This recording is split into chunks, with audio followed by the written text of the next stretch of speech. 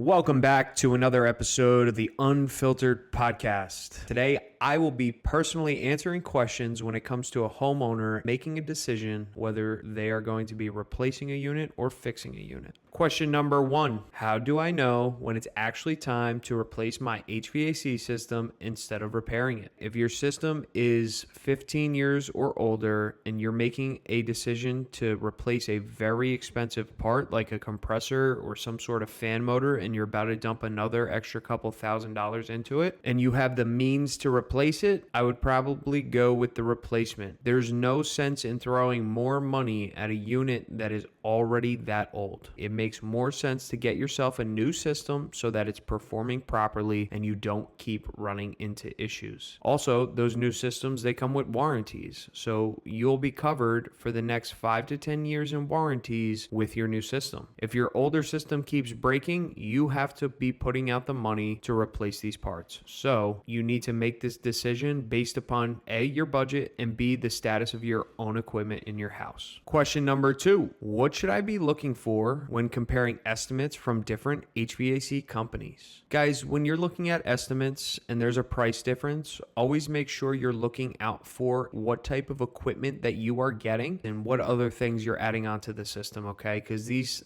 small things can change the price very drastically. So when you're comparing quotes, if it's a like-for-like quote from two reputable HVAC companies, you need to be paying attention to what you're getting with that number. Question number 3, is the cheapest quote usually the best value, or am I missing something? The cheapest quote has never, ever brought the best value. I would go ahead and say if you're going with the cheapest quote, you're probably not making the best decision. I would look over these quotes, compare them like for like, see what you're getting, see what you're not getting. Typically, when you spend more money on a system, you're giving a company more time to take their time with your installation. And at the end of the day, the most important thing is installation quality. So never go with the cheapest quote. Question number 4, how much should the brand of the equipment influence my decision? Guys, here's the thing when it comes to branding. If you have a nice budget, always go for the better equipment and the better brand. But if you're dealing with a tight budget, most importantly is the installation quality. So just make sure you're going with a reputable company or technician to install these pieces of equipment. Because 90% of the time when people have problems with their systems, it's because the installation quality was terrible. Question number 5, what questions should I ask before signing a contract for a new HVAC system? Guys, there's a couple questions that need to be asked, okay? What type of equipment am I getting? What type of filtration am I getting with my estimate? How long should this project take?